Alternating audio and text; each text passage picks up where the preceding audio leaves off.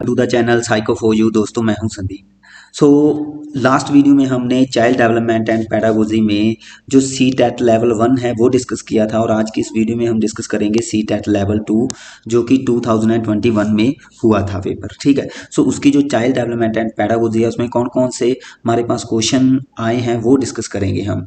ठीक है। सो हमारे पास यहाँ पे फर्स्ट क्वेश्चन है, during the period of childhood development.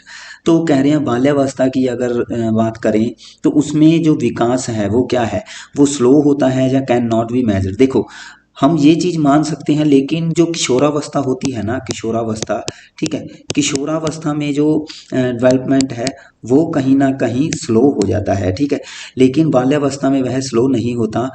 ठीक है। तो इसमें बाल्यावस्था में कहा है कि स्लो होता है, और यहाँ पे कैन नॉट बी मेजर। लेकिन अगर बात करें जो विकास है, विकास को तो हम मेजर कर सकते हैं, है ना। विकास में जो ग्रोथ आती है, ठीक है, उसको हम मेजर कर सकते हैं, इसलिए फर्स्ट हम नहीं लेंगे। सेकंड में कह रहे हैं is multi layered and complex. ये हो सकता है कि यह मल्टी लेयर्ड एंड कॉम्प्लेक्स, ये हमें पता है कि विकास के बहुत सारे क्या होते हैं कि वही स्तर होते हैं, जैसे कि मेंटल डेवलपमेंट हो गया, है ना, सोशल डेवलपमेंट हो गया, इमोशनल डेवलपमेंट हो गया, ऐसे ही फिजिकल डेवलपमेंट हो गया जिसको हम ग्रोथ बोल सकते हैं। ठीक है। तो ये क्या है, इनकी मल्टी लेयर्स तो हैं। ठीक है। इनकी सभी विकास की ये लेयर्स ही हैं।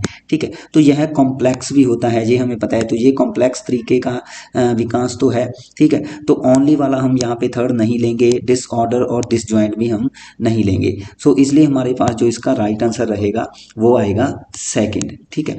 आगे हमारे पास सेकंड है, कह रहे हैं जॉन ऑफ प्रॉक्सिमल डेवलपमेंट। देखो जॉन ऑफ प्रॉक्सिमल डेवलपमेंट का जो कंसेप्ट है यह किसने दिया था, ये हमारे पास आते हैं विगोस्की। ठीक है। तो ये हमारे पास कौन है, विगोस्की। तो ये आप याद रखोगे, जो लैब विगोस्की है उन्होंने जॉन ऑफ प्रॉक्सिमल डेवलपमेंट। देखो जेडपीडी होता क्या है, मैं आपको बता दूं कि भाई जेडपीडी में हमारे पास देखा जाए तो दो तरीके के लेवल होते हैं, लेवल 1 और लेवल 2। ठीक है। दो तरीके के लेवल होते हैं। अगर हम लेवल की बात करें यहाँ पे, तो इसमें जो फर्स्ट लेवल होता है, जहाँ हम इसको कह सकते हैं कि यह एक ऐसा एरिया, ऐसा क्षेत्र, फर्स्ट एरिया की बात करें हम, ठीक है, जिसमें बच्चा स्वयं किसी कार्य को कर सकता है, बच्चा स्वयं किसी कार्य को कर सकता है। लेकिन जो अगर हम सेकंड एरिया की बात करें, दूसरे क्षेत्र की बात करें, तो इसमें बच्चा स्वयं कार्य नहीं करता, इसमें बच्चा क्या लेता है, किसी टीचर की या जिसके पास ज़्यादा नॉलेज होती है या कोई उसको गाइड करने वाला होता है, उससे क्या लेता है, बच्चा हेल्प लेता है। तो ये दो एरियो के बीच का जो यह दो एरियाज हैं, इनके बीच का जो गैप होता है उसको हम जेडपीडी बोलते हैं, उसको ही बोलते हैं निकटतम विकास का क्षेत्र। ठीक है। तो यहाँ पे हमारे पास देखो फर्स्ट ऑप्शन में क्या कह रहे हैं, पहले फर्स्ट ऑप्शन देख लेते हैं। कह रहे हैं the area between a child. तो देखो area between a child current level of independent performance and level of performance that the child could achieve with the help of adult. देखो वही बात आ गई ना कि वह एरिया तो जिसमें बच्चा इंडिपेंडेंटली तरीके से परफॉर्म कर सकता है, और दूसरा एरिया जिसमें बच्चा किसी अडल्ट या ज़्यादा जिसके पास स्किल होता है, नॉलेज होती है, उसकी सहायता से वह किसी परफॉर्मेंस तक को अचीव कर सकता है। तो उस एरिया का जो बिटवीन, ठीक है, मीन्स गैप होता है, ठीक है, उसको क्या हम बोलेंगे, जेडपीडी बोलेंगे। तो इसका राइट आंसर हमारे पास फर्स्ट ही आएगा। ठीक है। दूसरे ऑप्शंस को देखने की जरूरत नहीं है, लेकिन फिर भी यहाँ पे कह रहे हैं a range of task that child should be able to. तो ऐसा नहीं है। ठीक है। The process where two individual who begin with the different. तो ये भी नहीं है। The process in which children learn to perform task as set by the elder. तो ये भी नहीं है। तो इसका जो राइट आंसर आएगा हमारे पास फर्स्ट आएगा। ठीक है। आगे हमारे पास क्वेश्चन नंबर थर्ड है, कह रहे हैं according to gene पियाजे। So gene पियाजे से रिलेटेड आया है कि children in formal operational stage, कि बच्चे फॉर्मल ऑपरेशनल स्टेज के कुछ गुण दिए हैं, वो बताने हैं कि कौन सा गुण इसमें से आएगा। देखो अगर हम फोर्थ ऑप्शन की बात करें तो जो make believe and symbolic play है, यह सेंसरी मोटर की अवस्था है, यह सेंसरी मोटर की विशेषता है। ठीक है। सेंसरी मोटर की विशेषता है। अगर हम बात करें कंजर्वेशन और क्लासिफिकेशन करना और सीरीज में चीज़ों को अरेंज करना, तो यह थर्ड स्टेज की विशेषता है। थर्ड स्टेज की ही विशेषता है, जो है हमारे पास कॉन्क्रीट स्टेज। ठीक है। थर्ड स्टेज है हमारे पास कॉन्क्रीट स्टेज। ठीक है। ऐसे ही यहाँ पे कह रहे हैं सेंट्रिएशन और इरिवर्सिबिलिटी, यह सेकंड स्टेज की विशेषता है, ठीक है। यह सेकंड स्टेज है, सेंट्रिएशन और इरिवर्सिबिलिटी सेकंड स्टेज है, प्री ऑपरेशनल स्टेज, ठीक है, प्री ऑपरेशनल स्टेज, ठीक है। तो ऐसे ही अगर हम बात करें यहाँ पे फर्स्ट ऑप्शन की, तो फर्स्ट ऑप्शन यहाँ पे हम कह सकते हैं कि वही फर्स्ट ऑप्शन ही राइट आंसर हो सकता है, क्योंकि यह हम हमारे पास फोर्थ स्टेज की विशेषता पूछी गई है, ये फर्स्ट की है, यह सेकंड ही की है, यह थर्ड की है। तो जो हाइपोथेटिकल डिडक्टिव रीजनिंग है, यह किस में आता है, यह फोर्थ स्टेज की विशेषता है, तो ये इसका राइट आंसर है। आगे हमारे पास कह रहे हैं eight which stage of Lawrence Kohlberg theory of moral development do individual believe that actively maintaining the current social system ensure positive human relationship and ये क्या है, सोसाइटल ऑर्डर। ओके, कह रहे हैं लॉरेंस कोलबर्ग की नैतिक जो विकास के सिद्धांत में अगर देखा जाए कि व्यक्ति किस स्टेज में जब वह यह चीज पर विश्वास करता है कि वर्तमान सामाजिक प्रणाली को एक्टिवली बनाए रखने के लिए, ठीक है, जो पॉजिटिव ह्यूमन रिलेशनशिप होते हैं, मानवीय संबंध होते हैं और सामाजिक वर्ग होते हैं, वह सुरक्षित रहता है। तो वह किस चीज़ पर, देखो मीन्स अब इसमें हमने जो भी हमारे पास उन्होंने लेवल दिए थे, जैसे कि प्री कन्वेंशनल लेवल था, ठीक है, सेकंड हमारे पास कन्वेंशनल लेवल था, ठीक है, और थर्ड था हमारे पास पोस्ट कन्वेंशनल, ठीक है। तो प्री कन्वेंशनल में भी हमारे पास दो स्टेजेस आती हैं, इसमें भी दो हैं, इसमें भी दो है।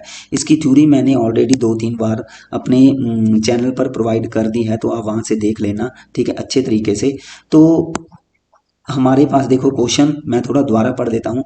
कह रहे हैं कि व्यक्ति किस अवस्था में ये चीज पर विश्वास रखता है कि वर्तमान सामाजिक प्रणाली है जो, उसको एक्टिव बनाए रखने के लिए, देखो फर्स्ट स्टेज तो आएगी ही नहीं, क्योंकि पनिशमेंट और ऑविडेंस में तो बच्चा जस्ट उस तरीके के कार्य करता है कि जो मीन्स उसे ये लगे कि इस कार्य को करने से अगर उसे दंड मिलेगा तो वह उस कार्य को इग्नोर करता है, अदरवाइज वह उस कार्य को कर देता है। अगर उसे लगे कि यह कार्य सही है, उसे दंड नहीं, तो वह दंड के बेस पे किसी कार्य को कर रहा होता है।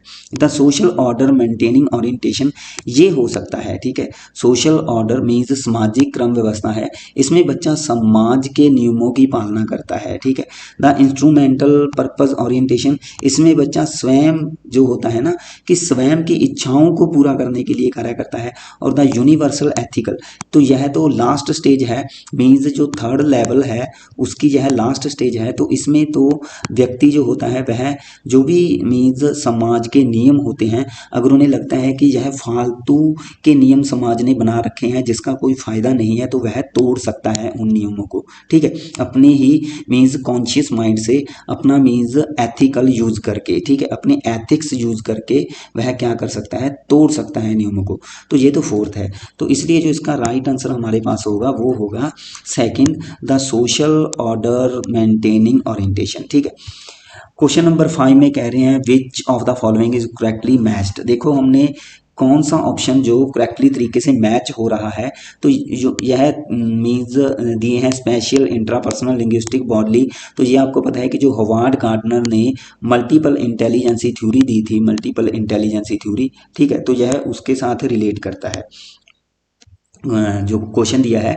तो स्पेशल में हमें पता है कि स्पेशल में थेरापिस्ट नहीं होते, ठीक है, मनोवैज्ञानिक जो है वह स्पेशल में नहीं होते। इंट्रापर्सनल की बात करें तो यह स्वयं को समझ सकते हैं, इसलिए जो सेल्स पर्सन होते हैं उनके पास इंटरपर्सनल इंटेलिजेंसी होती है, ना कि इंट्रापर्सनल। तो ये है इंटरपर्सनल, ठीक है, तो उनके पास इंटरपर्सनल होती है, ठीक है। स्कल्पटर जी अगर की बात करें, जो मूर्तिकार होते हैं, ठीक है, उनके पास भाषाई बुद्धि नहीं होती, ठीक है, उनके पास स्पेशल इंटेलिजेंसी हो सकती है।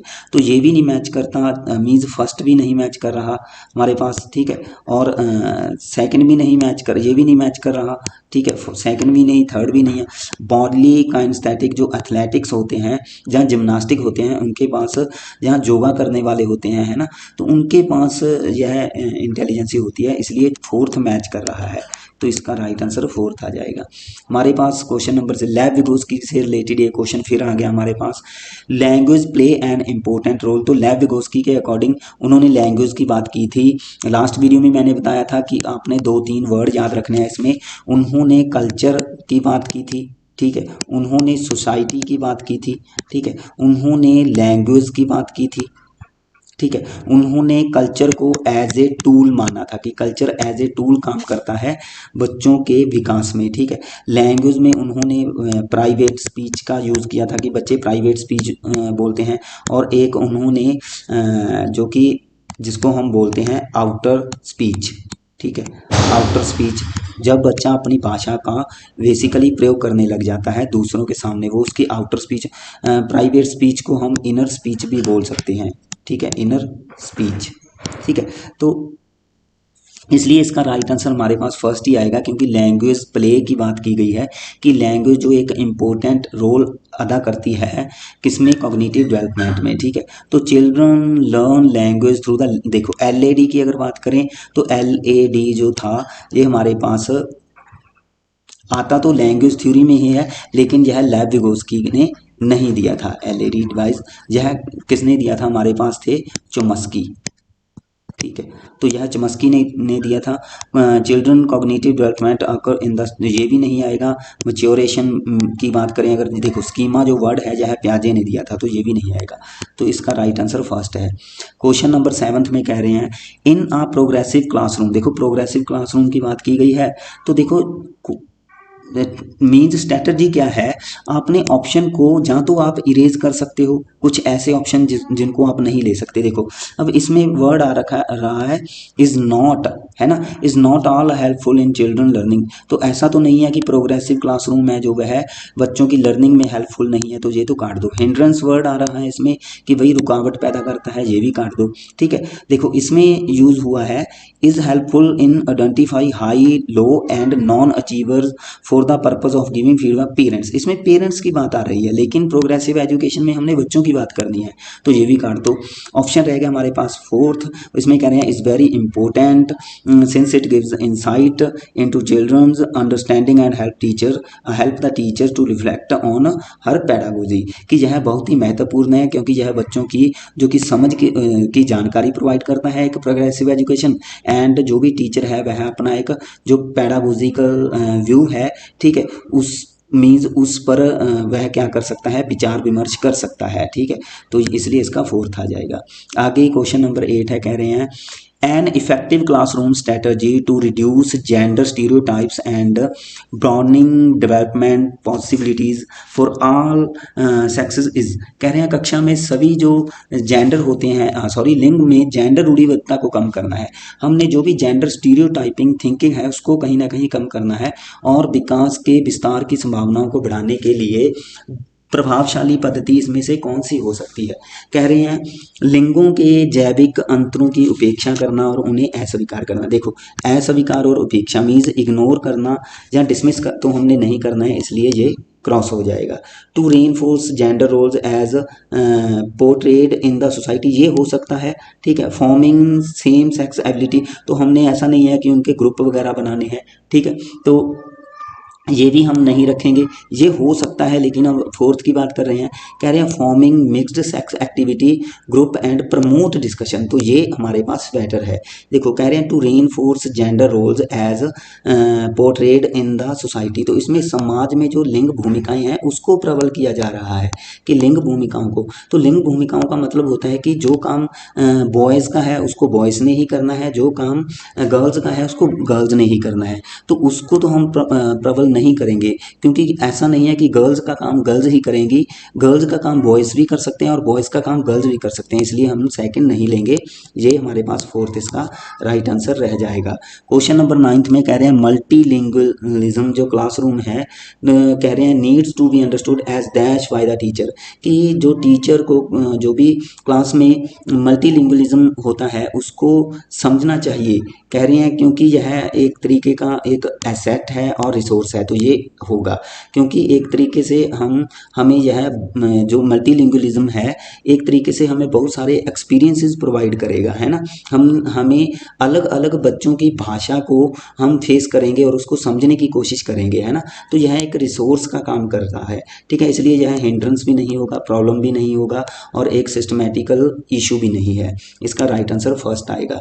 क्वेश्चन नंबर 10 है, कह रहे हैं child centred classroom is one in which, कह रहे हैं जो चाइल्ड सेंटर्ड कक्षा है उसमें क्या होता है, तो कह रहे हैं इसमें the teacher use the text book is only, देखो ओनली वर्ड को क्रॉस किया करो। द टीचर सेग्रेगेट वर्ड्स है, इसको भी क्रॉस किया करो। The teacher uses rewards and punishments to direct children behave, ये हो सकता है। आगे कह रहे हैं the teacher flexible and cater to needs of individual, तो ये राइट है हमारे पास। इसमें देखो द टीचर यूज रिवार्ड्स, तो इसमें रिवार्ड्स के साथ साथ पुनिशमेंट भी वर्ड आया है, इसलिए इसको हम क्रॉस कर देंगे। इसका राइट आंसर आएगा हमारे पास फोर्थ, कि जो एक टीचर है वह फ्लेक्सिबल होगा और प्रत्येक बच्चे की व्यक्तिगत आवश्यकताओं को क्या करेगा, पूरा करेगा। क्वेश्चन नंबर 11 में कह रहे हैं according to which theory culture tools, देखो कल्चरल टूल्स का यूज मैंने पहले भी आपको बताया है कि जो लैब विगोस्की थे उन्होंने कल्चरल को मीन्स कल्चर को एज अ टूल माना था, ठीक है। कल्चर को एज अ टूल माना था कि यह एक औजार है, टूल्स है, जो कि बच्चा एक पीढ़ी से दूसरी पीढ़ी तक लेके जाता है, ठीक है। वह इसको अपने पेरेंट्स से प्राप्त करता है, फिर आगे अपने बच्चों तक पहुंचाता है, तो यह टूल्स काम करता है कल्चर, ठीक है। जीन पियाजे नहीं आएगा, ठीक है। अल्बर्ट बंदूरा ने वैसे तो सोशल लर्निंग थ्योरी दी थी, ठीक है। उन्होंने सोसाइटी की बात की थी, लेकिन सोसाइटी में उन्होंने कल्चर की बात नहीं की थी, ठीक है। इन्होंने सोशल कल्चरल थ्योरी दी थी और कल्चरल की बात सिर्फ लैब विगोस्की ने ही की थी। आगे हमारे पास कह रहे हैं which of the following is not a suitable learning material for student who are partially sighted, means जो बच्चा अच्छे तरीके से देख नहीं पा रहा है, जो कि आंशिक दृष्टि वाले बच्चे हैं, तो उनके लिए कौन सी अधिगम सामग्री सही नहीं होगी। देखो लार्ज प्रिंट बुक्स तो उनके लिए मीन्स हेल्पफुल होंगी, 3 डिमेंशनल स्ट्रक्चर भी उनके लिए हेल्पफुल होंगी, टॉकिंग बुक्स जो होती हैं और फैक्ट रिलेटिंग वर्ड्स होते हैं, ठीक है, जिनको वह फील कर सकते हैं टच करके, ठीक है, तो ये भी उनके लिए हेल्पफुल होंगे। तो स्मॉल प्रिंट वर्कशीट जो होती हैं ये उनके लिए हेल्पफुल नहीं होंगी, तो इसलिए हमने नॉट वाला ही लेना था, नहीं वाला, तो इसका नहीं वाला हमारे पास आएगा फोर्थ, ठीक है। ये बच्चों के लिए हेल्पफुल नहीं होगी, नॉट वर्ड को ध्यान से देख लिया करें। The underlying belief behind inclusive education, देखो समावेशी शिक्षा है। समावेशी शिक्षा का मतलब होता है कि सभी बच्चों को, चाहे वह किसी भी तरीके का बच्चा हो, मीन्स चाहे वह विशेष बच्चा हो, चाहे वह क्रिएटिव बच्चा हो, चाहे वह नॉर्मल बच्चा हो, मीन्स उनको एक ही क्लास में एक ही टेक्निक से पढ़ाना, ठीक है। तो नॉर्मल तरीके से पढ़ाना, तो वो होती है समावेशी शिक्षा। कह रहे हैं सेग्रीगेशन वर्ड मैंने पहले ही बोला है, काट दिया करो। डायग्नोस्टिक लेवलिंग, देखो ये लेवलिंग वर्ड जो होता है इसको भी काटा करो। Only word, segregation, labelling ignore करना, है ना, ऐसी चीज़ों को आप इरेज कर दिया करो। इन चीज़ों को तो पढ़ने की कोशिश भी मत किया करो, क्योंकि इससे आपका टाइम ही वेस्ट होगा, ठीक है। प्रोविजनिंग ऑफ स्पेशल एजुकेशन, देखो इसमें स्पेशल एजुकेशन वर्ड आ गया, institution for children with different, तो ये भी हम नहीं लेंगे। The philosophy that all children, देखो इसमें स्पेशल की बात की गई है, इसमें ऑल चिल्ड्रन है, have a right to get equal education in a regular school, की वही यह बताता है कि सभी बच्चों को एक रेगुलर स्कूल में, ठीक है, एक इक्वल एजुकेशन प्रोवाइड करने का क्या है, राइट्स है, ठीक है, सभी बच्चों को, तो ये इसका राइट आंसर आएगा। क्वेश्चन नंबर 14 में कह रहे हैं needs to gifted and creative children can be addressed by, जो कि एक गिफ्टेड और क्रिएटिव बच्चे हैं उनकी आवश्यकताओं को किस प्रकार आप एड्रेस कर सकते हो, किस प्रकार पता कर सकते हो। कह रहे हैं giving challenging task and activity to prevent boredom, हाँ ये हो सकता है कि ऐसे बच्चों को आप ऐसी टास्क प्रोवाइड करें जो थोड़ी सी क्या हो, चैलेंजिंग हो, डिफिकल्ट हो, मीन्स बच्चे अपना क्रिएटिव माइंड है वो उसका यूज करें, ठीक है, तो ये हो सकता है। Giving question that require convergent thinking वाले आप क्वेश्चन नहीं दोगे, ठीक है, क्योंकि उनमें तो डाइवर्जेंट थिंकिंग होती है, क्रिएटिव की बात करें तो उनमें डाइवर्जेंट थिंकिंग होती है। अगर यहाँ पे ये आता ना कि giving question that require divergent thinking तो फिर हम इसका राइट आंसर ले सकते थे, लेकिन यहाँ पे कन्वर्जेंट है। थर्ड में कह रहे हैं providing specific instructions to solve problem, कि ऐसा नहीं है कि आपने स्पेसिफिक इंस्ट्रक्शन प्रोवाइड कर देनी है कि प्रॉब्लम को कैसे सॉल्व किया जाता है, तो ये भी नहीं है। एडमिनिस्ट्रेटिंग मेमोरी वेस्टेज है, तो ये भी नहीं है कि भाई ऐसे टेस्ट आप अरेंज करोगे जो कि मेमोरी पर बेस्ड हो, तो ये भी नहीं है। इसका राइट आंसर फर्स्ट रह जाएगा। आगे हमारे पास 15 है, कह रहे हैं जो डिसलेक्सिया है कैन बी आइडेंटिफाई, तो डिसलेक्सिया को कैसे आइडेंटिफाई किया जा सकता है। फाइंडिंग आउट देयर सोशल, देखो कल्चरल कॉन्टेक्स्ट से हम नहीं कर सकते, फिजिकल हेल्थ चेक से भी हम नहीं कर सकते, analysing their reading and writing skill, तो ये हो सकता है क्योंकि डिसलेक्सिया रीडिंग से रिलेटेड होता है, ठीक है, तो रीडिंग एंड राइटिंग स्किल से हम उसको एनालाइज कर सकते हैं, तो इसका राइट आंसर थर्ड आएगा। क्वेश्चन नंबर 16 में कह रहे हैं which of the following is not an effective strategy to address learners from disadvantage and deprived background, जो ऐसे मीन्स कुछ ऐसी प्रतिकूल परिस्थितियां और वंचित पृष्ठभूमि वाले जो लर्नर होते हैं उनको संबोधित करने के लिए मीन्स कौन सी पद्धति आप नहीं यूज करोगे। यहाँ पे नॉट वर्ड आया है तो ये चीज़ आप देख लिया करें, ठीक है। कह रहे हैं talk to the learner to understand their needs and challenge, तो ये तो हम यूज करेंगे। Asking the learner to enrol for tuition outside of school so that teacher does not have, तो ये नहीं हो सकता, ये हम यूज नहीं करेंगे। बाकी हम देख लेते हैं, कह रहे हैं मोटिवेट द स्टूडेंट, तो मोटिवेट तो हम करेंगे स्टूडेंट्स को, इसको ज़्यादा पढ़ने की जरूरत नहीं है, तो ये भी हम लेंगे। हमने नॉट वाला लेना है तो हम फिलहाल सेकंड नहीं ले सकते, तो इसलिए ये राइट आंसर हो सकता है। आगे कह रहे हैं फॉर्म कोलैबोरेट ग्रुप, तो कोलैबोरेटिव ग्रुप तो हम बना सकते हैं ना भाई बच्चों के लिए, तो ये भी होगा, तो हमने नॉट वाला लेना था, इसलिए नॉट वाला हमारे पास जो सेकंड है वो निकल के सामने आ जाएगा, ठीक है, तो इसका जो राइट आंसर आएगा सेकंड ही आएगा। आगे हमारे पास physical and emotional health of children dash their learning does not have any influences on plays an important role is not related to has an insignificant role in, कह रहे हैं बच्चों के लर्निंग में जो कि फिजिकल हेल्थ होती है, जहाँ एक इमोशंस होते हैं, ठीक है, तो वो उसका मीन्स कोई भी प्रभाव नहीं पड़ता, ठीक है। यहाँ यह एक इम्पोर्टेंट रोल, तो ये तो होगा, ठीक है, भी ऐसा नहीं है कि कोई प्रभाव नहीं पड़ता, ये तो हम नहीं लेंगे ना।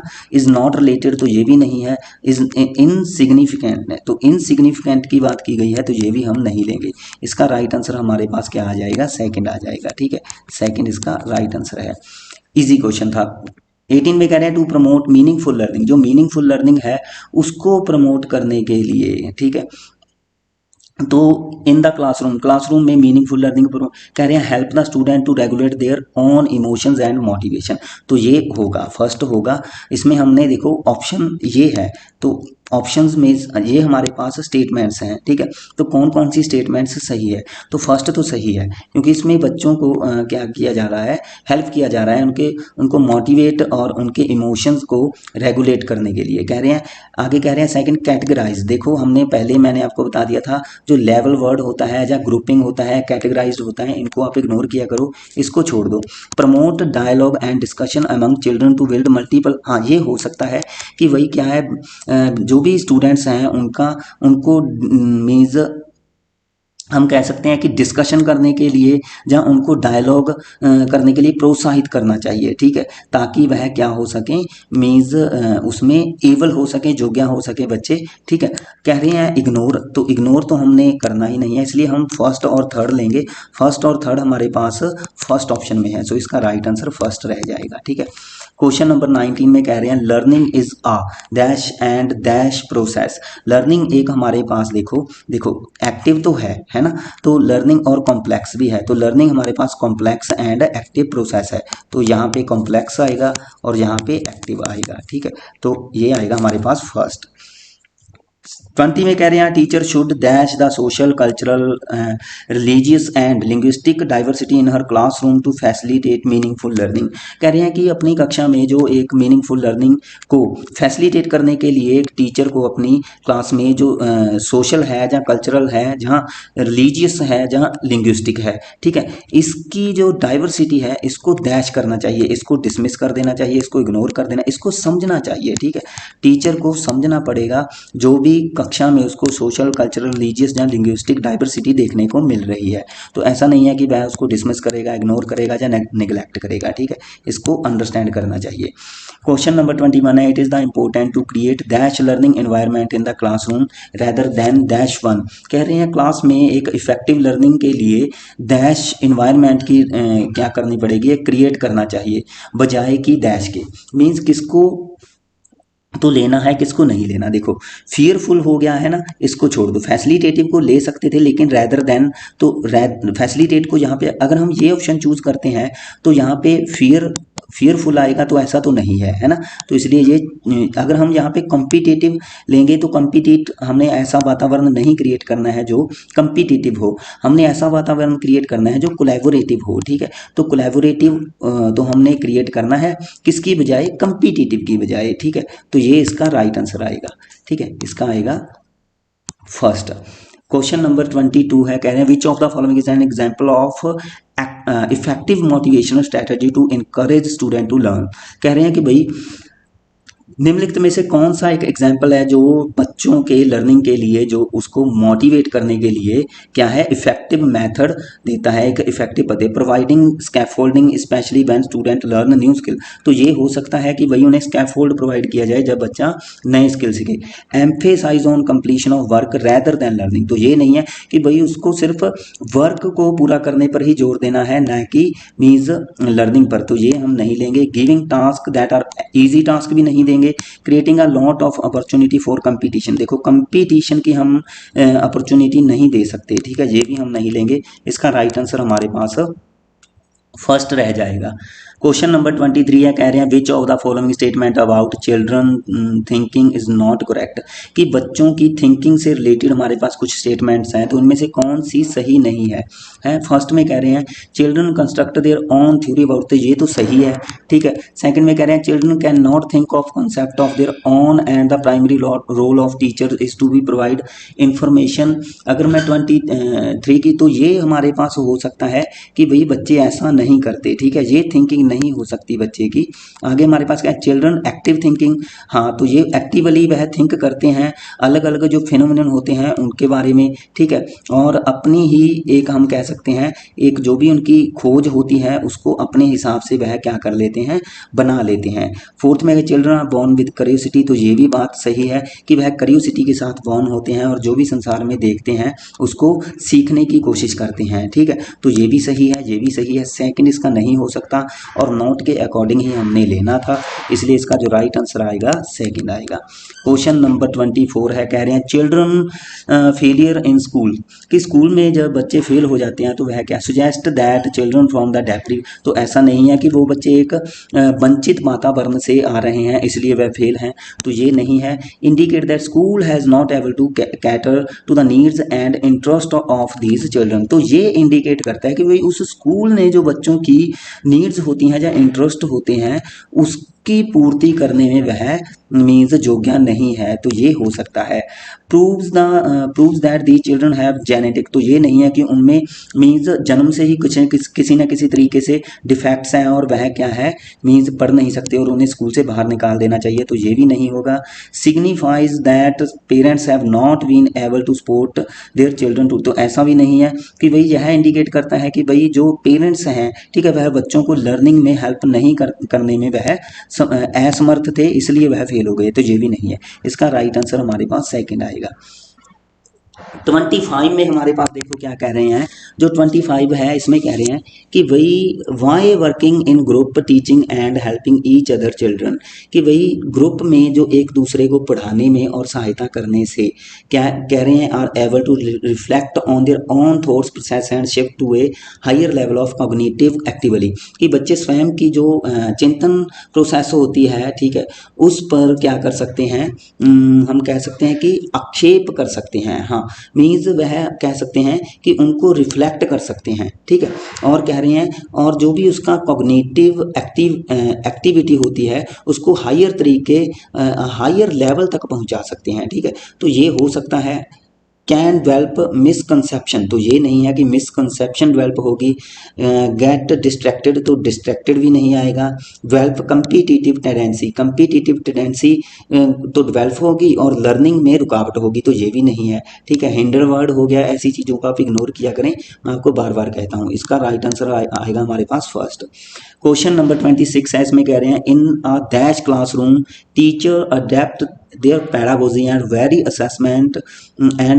assessment to cater to individual student. कह रहे हैं एक कक्षा में, एक डैश कक्षा में जो टीचर है वह अपने पैडागोजी और जो एक पैडागोजी जहाँ उसका असेसमेंट करने का मेथड है, ठीक है, उसको स्टूडेंट्स की पर्सनल जो नीड्स होती हैं उनके अनुसार वह क्या करती है, चेंज करती है। तो यह क्या हो सकता है, चाहे टीचर सेंटर तो नहीं है। टीचर सेंटर में टीचर अपने ही हिसाब से, मीन्स जो भी उसने पढ़ाने का तरीका होता है वह बच्चों के हिसाब से नहीं लेता, वह अपने हिसाब से अडेप्ट करता है, तो ये नहीं है।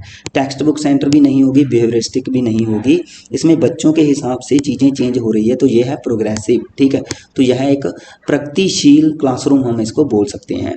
27 में कह रहे हैं which of the following statement about the development से रिलेटेड कौन सी स्टेटमेंट सही है। There is a lot of culture diversity in the development of children.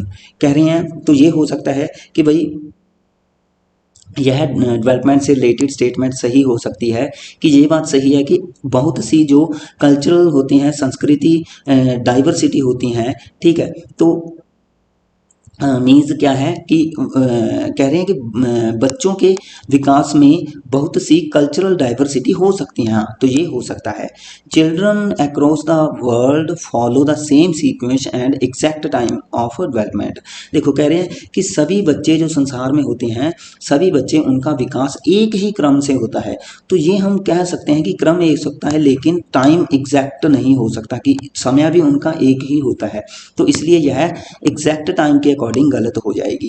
Development occurs in a neat orderly set of stages predetermined by, तो ऐसा नहीं है कि वह जेनेटिक फैक्टर से ही हम प्री डिटरमाइंड कर सकते हैं।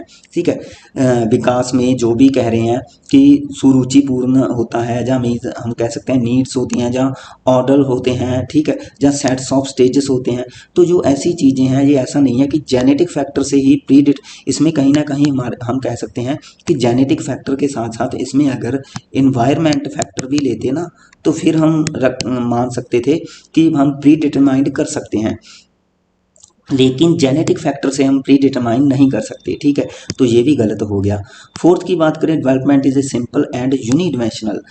इनमें इसमें बोला है यूनिडिमेंशनल, लेकिन हमें पता है कि डेवलपमेंट है उसकी तो मल्टी लेयर्स होती हैं, हमने पीछे ही किया है, मीन्स वह तो मल्टी डिमेंशनल होता है। ठीक है, तो इसलिए हमारे पास इसका फोर्थ भी निकल जाएगा। तो हमारे पास सही कौन सा रहेगा, सही हमारे पास होगा फर्स्ट ऑप्शन। आगे हमारे पास क्वेश्चन नंबर 29 है, कह रहे हैं which of the following is a major hallmarks of the period of middle childhood. कह रहे हैं निम्नलिखित में से जो मिडल चाइल्डहुड की स्टेज है उसका कौन सा चिन्ह हो सकता है। वो मेक बिलीव प्ले, तो यह तो देखो शैशवावस्था की विशेषता है, मीन्स जो इन्फेंसी पीरियड होता है जो है उसकी विशेषता है। Development the logical thoughts that is concrete, हाँ सेकंड हो सकता है कि वही कॉन्क्रीट जो भी उनकी वह जो थॉट्स है वह तो लॉजिकल हो जाती है लेकिन नेचर में वह कंक्रीट रहती है। ठीक है, ये हो सकता है। Rapid development of motor skill, ये भी नहीं है कि भाई जो मोटर स्किल है वह उसका तेजी से विकास होता है। ठीक है, तो development of scientific reasoning and ability to think, तो ये भी नहीं है कि भाई वह एब्स्ट्रैक्टली तरीके से, मीन्स अमूर्त तरीके से सोचने लग जाता है, तो और उनमें जो तर्क है वह साइंटिफिक तरीके से पैदा हो जाते हैं, डेवलप हो जाते हैं, तो ये भी नहीं है। इसका हमारे पास जो 28 है इसका राइट आंसर हमारे पास सेकंड रह जाएगा। ठीक है, कि भाई जो मध्य बाल्यावस्था है, मीन्स मिडल चाइल्डहुड है, ठीक है, तो यह विशेषता हम उसमें रख सकते हैं, क्योंकि जो मिडल चाइल्डहुड है, अगर मैं देखो चाइल्डहुड में हमारे पास दो सब स्टेजेस आती हैं, पहली तो प्री चाइल्डहुड, ठीक है, दूसरी मिडल। ठीक है, तो ये तो होती है 2 से 11 वर्ष, और ये होती है सॉरी 2 से 6 वर्ष, और ये होती है 6 से 12। ठीक है, तो ये आती है हमारे पास। इसलिए मीन्स जो 6 से 12 वर्ष की अवधि है, तो इसमें जो विचार है बच्चों के थॉट्स हैं वह लॉजिकल तो हो जाते हैं, लेकिन नेचर में वह कंक्रीट ही होते हैं। ठीक है। 29 में कह रहे हैं school that socialisation of children, कि भाई स्कूल है जो वह दैट सोशलाइजेशन है बच्चों का। कह रहे हैं डज नॉट प्ले, तो ये तो नहीं है कि स्कूल प्ले रोल प्ले नहीं करता। कह रहे हैं प्ले वेरी लिटिल रोल, तो ये भी नहीं है कि लिटिल रोल ही प्ले करता है। इज़ अ प्राइमरी एजेंसी, तो प्राइमरी एजेंसी तो फैमिली होती है, ये हमें पता है, उसका परिवार होता है। तो सेकेंडरी एजेंसी हो सकता है। तो 29 का फोर्थ आएगा हमारे पास। 30 है इसका लास्ट क्वेश्चन है वीडियो का। कह रहे हैं which of the following theorist propose that children's thinking is qualitatively different from that of the adult, कि भाई कौन से सिद्धांतकार ने या कौन से मनोवैज्ञानिक ने यह प्रपोज किया कि भाई जो बच्चे हैं उनका जो सोचने का तरीका होता है वह गुणात्मक रूप से जो अडल्ट होते हैं उनसे अलग होता है। ठीक है, क्वालिटेटिवली तरीके से वह अलग तरीके से सोचते हैं बच्चे। तो यह जीन प्याजे ने कहा था। ठीक है, यह किसने कहा था? जीन प्याजे ने कहा था। इसलिए तो उसने बच्चे को ईगोसेंट्रिक कहा था। ठीक है, जीन प्याजे ने बच्चे को ईगोसेंट्रिक कहा था। तो ये ईगोसेंट्रिक ही तो यह विशेषता है कि जिसमें बच्चे दूसरों से अलग सोचते हैं। हालांकि वो गलत नहीं सोचते हैं, क्योंकि वो बच्चे जैसा देख रहे होते हैं वैसा ही सोचते हैं, है ना। तो लेकिन जो उसका थिंकिंग करने का तरीका होता है वह अडल्ट से अलग होता है। तो इसी विशेषता को हम ईगोसेंट्रिक बोलते हैं, और यह किसने प्रपोज किया था? जीन पियाजे ने। सो भाई ये हमारे पास क्वेश्चन थे। ठीक है, अगर आपको वीडियो अच्छी लगी प्लीज़ वीडियो को लाइक करें, हमारे चैनल को सब्सक्राइब कर लें, बेल आइकन को जरूर प्रेस करें, ताकि आपको क्या है, जब भी हम किसी वीडियो को अपलोड करेंगे आपको उसका नोटिफिकेशन मिल जाएगा। ठीक है, ये सारी वीडियोस हम इसी तरीके से आपको प्रोवाइड करते जाएंगे। अगर आप अपने सी टेट में अच्छे नंबर लेना चाहते हैं, देखो 30 में से 30 आप नंबर लेके जा सकते हो, 30 मार्क्स लेके जा सकते हो। सी टेट का जो CDP पोर्शन रहता है कोई बड़ी बात नहीं है, बिल्कुल ईजी चीज़ें हैं। ठीक है, थ्योरीज मैंने लगभग काफ़ी इसमें कर रखी हैं, थ्योरीज मैंने कंप्लीट करा रखी हैं, लेकिन फिर भी अगर आपको लगता है कि किसी थ्योरी में दिक्कत है तो प्लीज़ मुझे कमेंट सेक्शन में कमेंट करें, ताकि हम उस थ्योरी पर दोबारा से काम करेंगे। ठीक है, उसको अच्छे तरीके से आपको प्रोवाइड कर देंगे। सारा जो कंटेंट रहेगा वह फ्री ऑफ कॉस्ट रहेगा। ठीक है, प्लीज़ हमारे चैनल के साथ जुड़ जाएं। Thanks for watching. Click on the give icon to subscribe us. Please subscribe us for more updates. Click on the give icon to subscribe us. Please subscribe us for more updates.